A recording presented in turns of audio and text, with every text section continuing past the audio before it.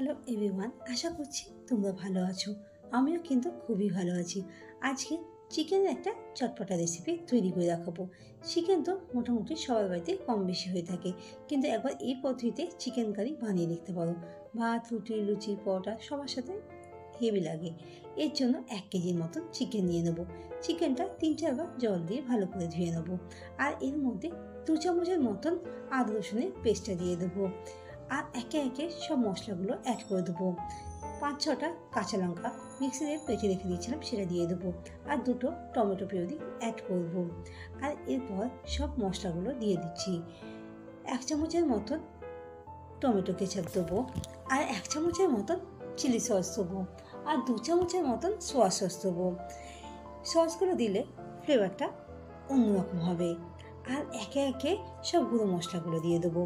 1 চামচ লাল লঙ্কার গুঁড়ো বা কাশ্মীরি লঙ্কার গুঁড়ো অ্যাড করব। আর তার সাথে 1/2 চামচ জিরের গুঁড়ো আর 1/2 চামচের মতন ধনের গুঁড়ো দেবো। আর এরপর কালারের জন্য হলুদটা দেবো। তারপর সব মশলাগুলো দেওয়া হয়ে গেলে একে একে স্বাদ মতন নুনটা দিয়ে দেবো। নুনটা দিয়ে দেবো।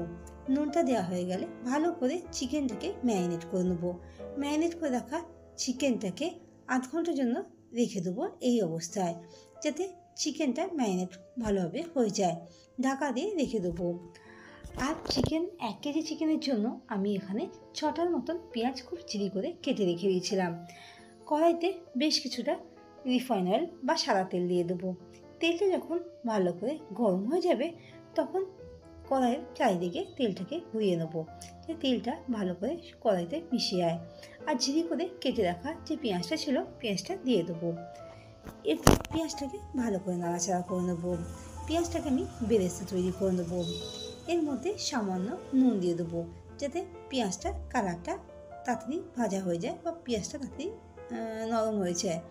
এই জন্য সামান্য নুন দেওয়া হয়ে গেলে পেঁয়াজটাকে ঢাকা দিয়ে মিডিয়াম ফ্লেমে পেঁয়াজটা হতে দেবো ভাজা।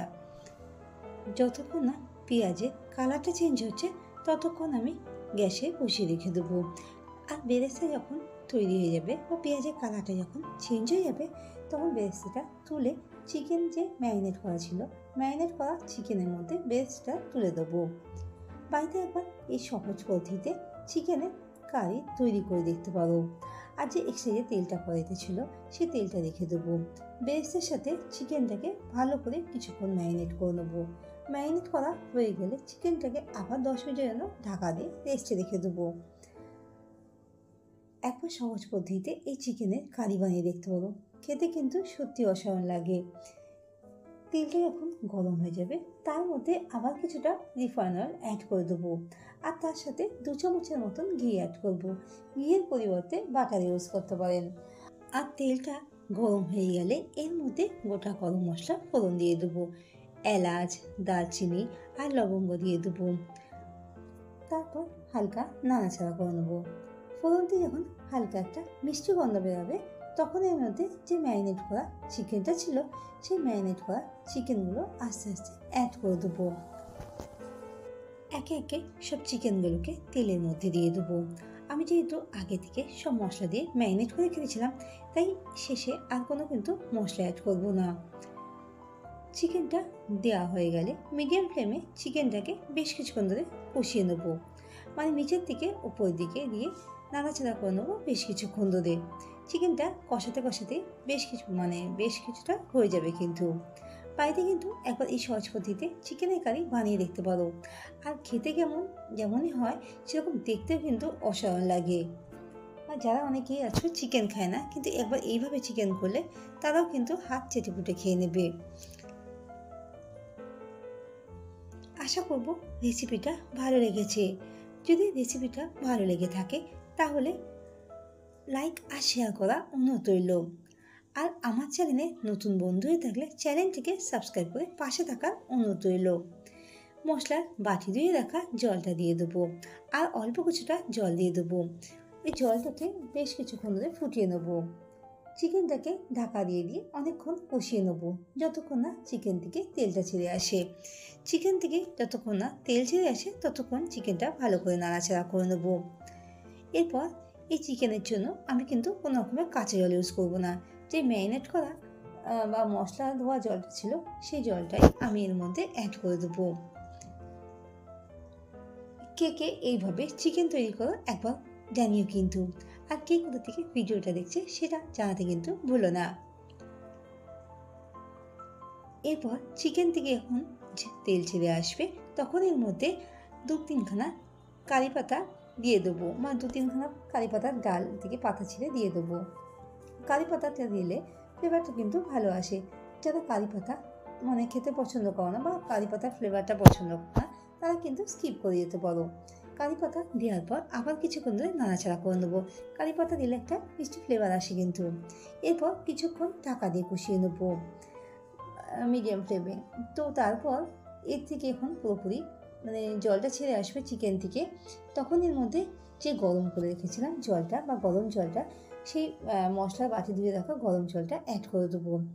এরপর এর মধ্যে স্বাদ মতন নুন দিয়ে দেবো, কেন আমি রান্নাতে আগে যে নুন দিয়েছিলাম সেই নুনটা পরে কিন্তু আমি কোনো রকম নুন দিইনি। সামান্য একটুখানি চিনি দেবো টেস্টটা ব্যালেন্সের জন্য, আর স্বাদ মতন নুন দেবো। নুনটা আপনারা বুঝেই দেবেন, কেন ম্যারিনেট করার সময় যেহেতু নুন দিয়েছিলেন সেটা বুঝেই আপনারা নুনটা ইউজ করবেন। নুনটা দেওয়ার পর চিকেনটাকে বেশ কিছুক্ষণ ধরে নাড়াচাড়া করে নেবো যাতে চিকেনের মধ্যে নুনটা ভালো করে মিশে যায়। এরপর ঢাকা দিয়ে মিডিয়াম ফ্লেমে 15 থেকে 20 মিনিটের জন্য চিকেনটাকে হতে দেবো। আশা করব রেসিপিটা ভালো লেগেছে বা বুঝতে সুবিধা হয়েছে। যদি ভালো লেগে থাকে তাহলে প্লিজ একটু লাইক করে দেবেন আর কমেন্ট করে জানাবেন কেমন হয়েছে রেসিপিটা। ধন্যবাদ পুরনো আর নতুন বন্ধুদের পাশে থাকার জন্য। দেখতে পাচ্ছেন চিকেনটাকে যেমনই কালারফুল হয়েছে আর খেতেও কিন্তু দুর্দান্ত হয়। সবাইকে অনেক অনেক ধন্যবাদ পাশে থাকার জন্য। আর একবার এইভাবে চিকেন কারি বানাতে কিন্তু ভুলবেন না। অনুষ্ঠান বাড়িতে কিন্তু ঠিক এই প্রসেসেই চিকেন কারি বানিয়ে দেখে। আর এর উপর দিয়ে 1 চামচের মতন গরম মশলার গুঁড়ো অ্যাড করে দিয়েছিলাম। গরম মশলা গুঁড়ো দেওয়ার পর আবার কিছুক্ষণ নাড়াচাড়া করে নেবো যাতে মশলাটা চারিদিকে ভালো করে মিশে যায়। এরপর ঢাকা দিয়ে 5 মিনিটের জন্য স্ট্যান্ডিং টাইমে রাখবো। সার্ভ করবো লুচি, পরোটা, ভাত, রাইস, মানে যে কোনো সঙ্গে চিকেনটা কিন্তু খেতে অসাধারণ লাগবে। এরপর একটা বাটির মধ্যে সার্ভ করে দেবো। ধন্যবাদ সবাইকে পাশে থাকার জন্য। দেখা হবে খুব তাড়াতাড়ি নতুন একটা রেসিপি নিয়ে। Thank you.